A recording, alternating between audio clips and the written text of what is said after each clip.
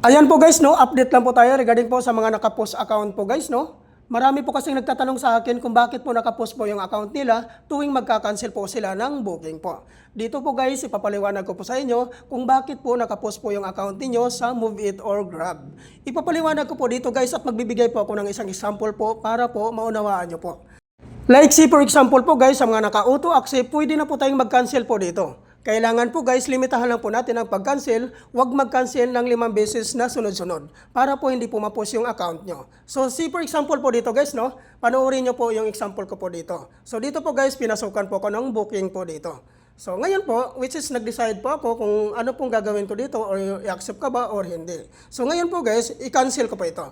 So ito po yung nangyayari sa account ko.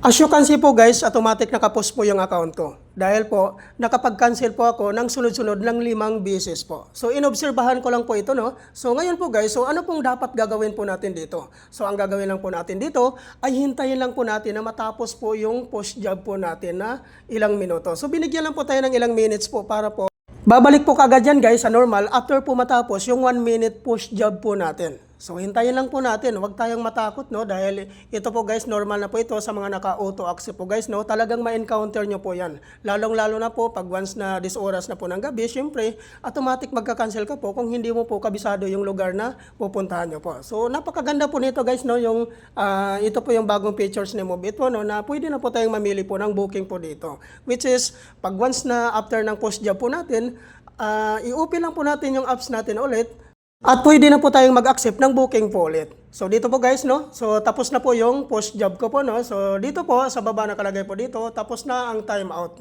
So which is tapos na po yung ilang minuto po na pagka post job ko po. So ang gagawin natin dito, click lang po natin itong got it. So ayan po guys, kung napapansin nyo, nandito na tayo sa dashboard po ng Grab po natin. So open lang po natin ulit yung online button po natin. So ayan po, hintayin lang po natin na mag-reflect po dyan, accepting job automatically. So, ayan po guys, normal na po yung account natin. So, hintayin na lang po natin na papasukan po tayo ng bookings po ulit. So, huwag kayong matakot po pag once naka-post job po kayo dahil ito po ay normal lang po ito sa mga naka-auto accept po, no? So, huwag kayong matakot na baka ma-suspended kayo or ma-deactivate. Dahil po, dito po kasi pwede na po tayong mamili po ng bookings po dito. At hintayin lang po natin kung talagang ma-post job po tayo dahil normal lang po yan. Sana po guys, naunawaan nyo po ito, no, yung vlog ko na ito. At sana po, lalong-lalo na po sa mga baguhan po na marami po, nagtatanong po sila sa akin kung bakit daw nakapush po yung account po nila. Sana po nabigyang linaw ko po ang inyong mga katanungan po, no? So lalong-lalo na po sa mga baguhan po na takot po silang mag-cancel dahil daw po baka masuspindi daw po yung account po nila. So dito po sa bagong feature po ni Move It po, no? So napakaganda po nito, automatic maka-cancel ka po. Kailangan lang po nating limitahan ito.